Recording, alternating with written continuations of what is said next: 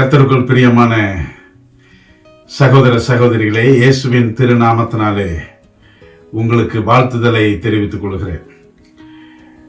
ஆண்டவருடைய தயவு, அவருடைய கிருபை, அவருடைய இரக்கங்கள் உங்களையும் உங்களுடைய குடும்பத்தையும் இன்றும் என்றும் வளம் வந்து உங்களை சீரோடும் சிறப்போடும் வாழ வைக்க தேவன் அருள் புரிவாராக.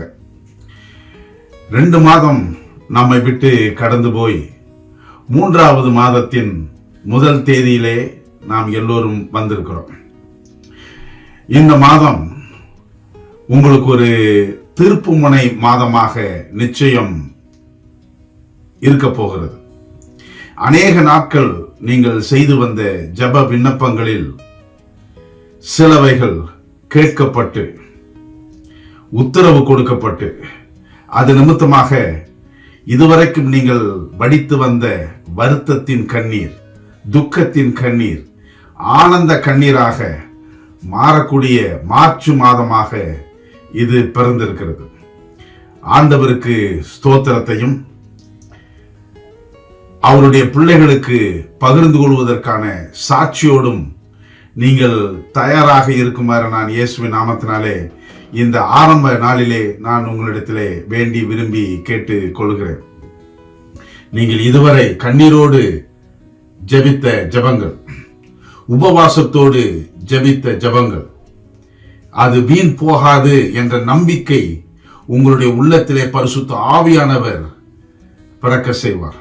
நீங்கள் இதுவரைக்கும் நீங்கள் ஆடையை அல்ல, வஸ்திரத்தை அல்ல, இருதயத்தை கிழித்து ஆண்டவருடைய சமூகத்தில் நீங்கள் ஜெபித்து வந்த எல்லா ஜெபத்திற்கும் தேவன் ஒரு விடுதலையை, ஒரு நம்பிக்கையை தருகிறார் என்று பரிசுத்த ஆவியானவரால் உள்ளத்திலே பேசப்படுகிறதற்காக நான் கர்த்தரை ஸ்தோத்திரிக்கிறேன். இந்த 3வது மாதத்தின் வாக்கு தத்தம் கலாத்தியரின் புஸ்தகம் 6வது அதிகாரம் 9வது வசனத்தில் இருக்கிறது. அந்த வசனத்தை நான் வாசிக்கிறேன். இந்த வாக்கு தத்தத்திற்கான காரணம் என்பதையும் நான் உங்களுக்கு முதலாவது சொல்லிக்கொள்ள விரும்புகிறேன். சமீபத்திலே என்னுடைய நண்பரை சந்தித்தேன். என்னோடு கூட பணிபுரியக்கூடிய ஒரு நண்பர், நல்ல மிருதுவான இதயம் உடையவர், இரக்க குணம் உடையவர், உதவி கேட்டு வருகிறவர்களுக்கு இல்லை என்று சொல்லக்கூடாது என்ற பரிசுத்த தத்துவத்தை உடையவர். இருக்கிற காசு கொஞ்சமாக இருந்தாலும் யாராவது கேட்டு வந்தால் அதிலே தன்னால் இயன்ற மட்டும் அவர்களுக்கு உதவி செய்யக்கூடியவர்.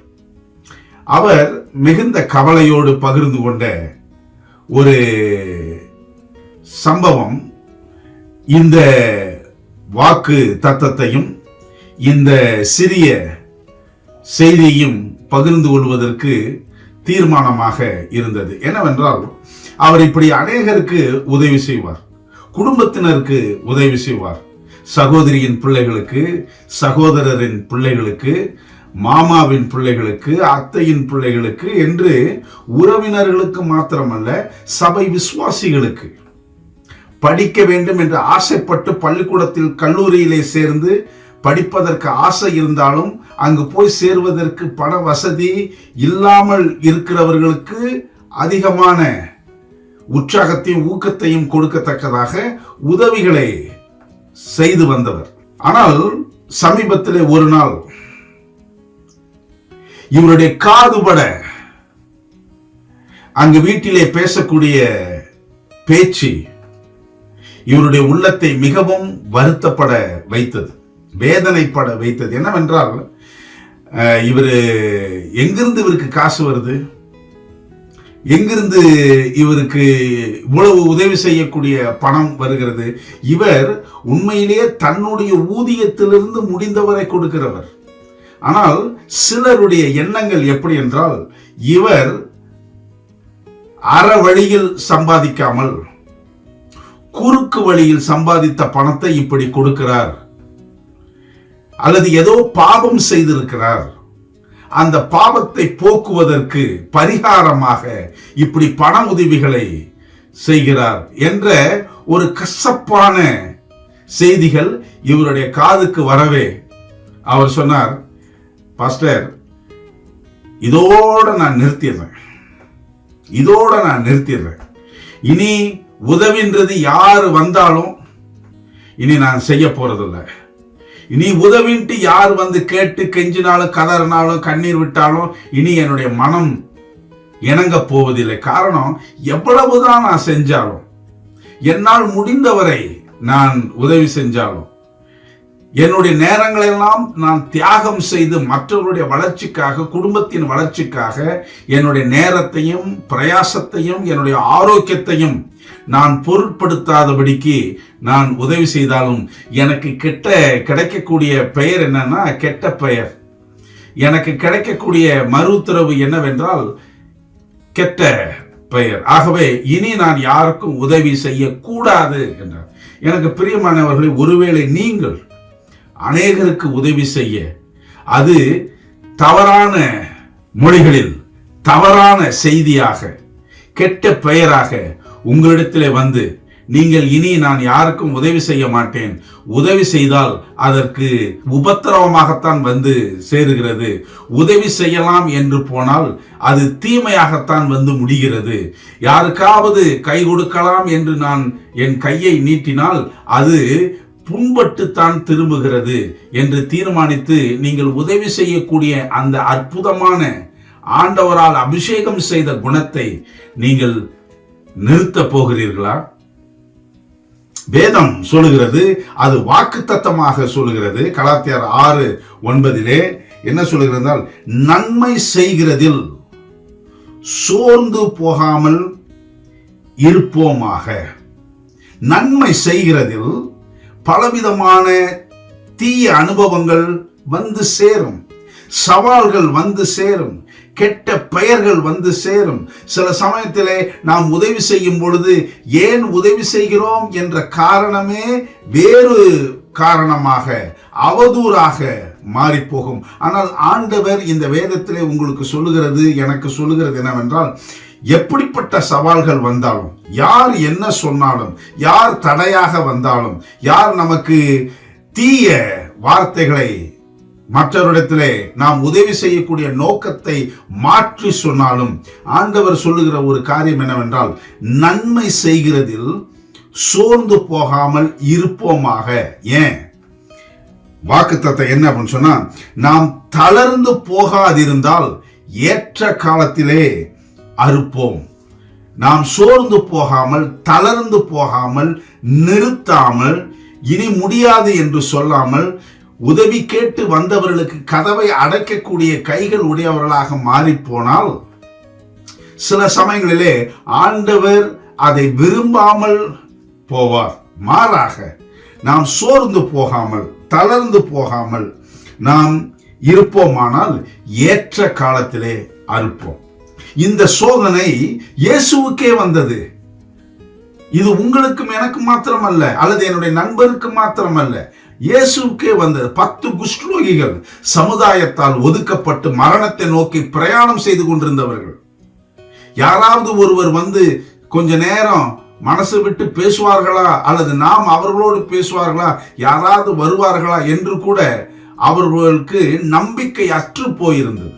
அந்த நேரத்தில் இயேசு அவர்களை நோக்கி போனார். அப்பொழுது அவர்கள் கையேந்தி நின்றார்கள். எங்களுக்கு இறங்கும் என்றார்கள், உதவி செய்யும் என்றார்கள். ஆண்டவர் அவர்கள் மேல் மனதுருகி, சரி நீங்கள் போய் ஆசாரியரிடத்தில் உங்களை காண்பியுங்கள் என்றார். அவர்கள் போய்கொண்டிருக்கும் பொழுது 10 குஷ்டரோகிகளும் சுகம் பெற்றார்கள். 10 குஷ்டரோகிகளும் சுகம் பெற்றார்கள். ஆண்டவர் அவர்கள் திரும்ப வருவார் என்று வேறு எங்கும் போகாமல் அங்குதான் காத்திருந்தார். ஒரு நன்றி சொல்லுவாங்க, ஒரு கை கொடுப்பாங்க, ஆண்டவரே நீர் மகிமையானவர் அப்படின்ட்டு ஏதாவது ஒரு வார்த்தை சொல்லுவாங்க, காத்துக்கிட்டு இருந்தார். ஆனால் வந்து கொண்டிருந்தவனோ ஒரே ஒரு ஆள். அவர் வந்து, ஆண்டவரே எனக்கு நீர் சுகம் கொடுத்ததற்காக, எனக்கு உதவி செய்வதற்காக, மான மரியாதையை திருப்பி கொடுத்ததற்காக, நான் மீண்டும் குடும்பத்தோடு சேர்ந்து வாழத்தக்கதாக நீர் செய்ததற்காக நன்றி என்று ஒரு சமாரியன் ஆண்டவர் மனதில் அடக்க முடியல. நம்ம மாதிரி அவரும் தளர்ந்து போகக்கூடிய சூழ்நிலையில் தள்ளப்பட்டார். ஆண்டவர் சொல்றாரு, சுகம் பெற்றவர்கள் 10 பேர்கள் அல்லவா, 9 பேர் எங்கே? சமைரனே ஆகிய நீ மாத்திரம் வந்திருக்கிறாயே என்றார். 9 பேர் முகத்தை காண்பிப்பதற்கு பதிலாக முதுகை காட்டினார். ஆண்டவர் அவர்களுக்கு ஒரு பெரிய உயிர் மூச்சியை கொடுத்தார். ஆண்டவர் மீண்டும் ஒரு உயிரை கொடுத்தார், மானத்தை கொடுத்தார், மரியாதையை கொடுத்தார். ஆனால் அவர்களோ முதுகை காட்டினார்கள். நன்றி என்ற 3 எழுத்து வார்த்தையை கூட சொல்வதற்கு அவர்களுக்கு மனம் இல்லை. ஆனால் ஆண்டவர் நல்லவர், பரிசுத்தர். அவர் என்ன செஞ்சார்னா, இனி எந்த குஷ்டரோகி வந்தாலும் சரிதான், இனி எந்த குருடன் வந்தாலும் சரிதான், இனி எந்த சுகமில்லாமல் வந்தாலும் சரிதான், நான் இனி எந்த சுகத்தையும் பலத்தையும் யாருக்கு கொடுக்கிற மாதிரி ஐடியாவே கிடையாதுன்ட்டு இயேசு சொல்லல. நீங்க அந்த வசனத்தை அதிகாரத்தில் தொடர்ந்து வாசித்து பார்த்தீங்கன்னா, இன்னொரு இடத்துக்கு போய் அதே மாதிரி சுகத்தை செய்கிறார், அதே மாதிரி நன்மையை செய்கிறார். நன்மை செய்கிறவராக சுற்றி திரிந்தார் என்று வேதம் சொல்கிறது. எனக்கு பிரியமானவர்களே, இந்த மார்ச் மாதத்திலே அநேகர் உங்களிடத்தில் வந்து உதவி கேட்கக்கூடிய ஆசீர்வாதத்தை தேவன் தருவார். அநேகருடைய சந்தோஷம் உங்கள் கையில் இருக்க கர்த்தர் உதவி செய்வார்.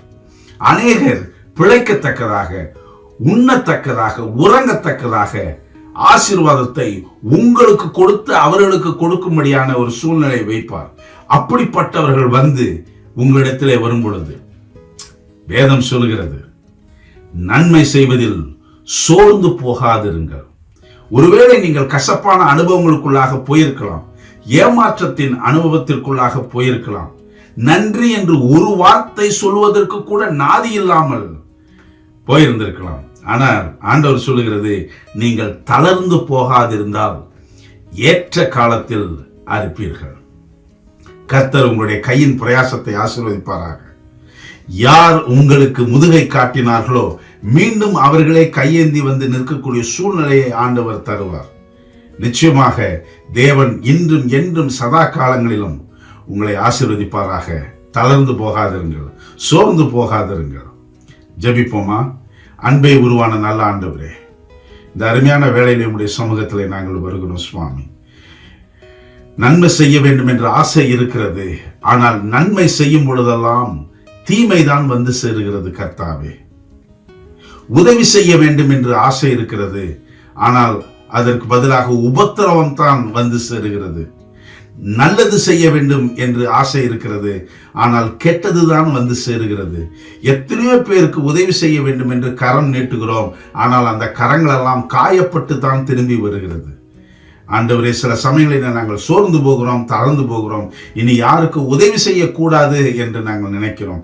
ஆனால் இந்த மாதத்திலே, இந்த மாதத்தின் ஆசீர்வாதமாக, இந்த மாதத்தின் வாக்குத்தத்தமாக கர்த்தாவே, தொடர்ந்து நன்மை செய்யும்படியாக, தொடர்ந்து தளர்ந்து போகாதபடிக்கு, சோர்ந்து போகாதபடிக்கு, அடுத்தவர்களுக்கு முடிந்தவரை உதவி செய்யும்படியாக எங்களுக்கு நீர் உதவி செய்கிறதற்காக உமக்கு நன்றி ராஜா.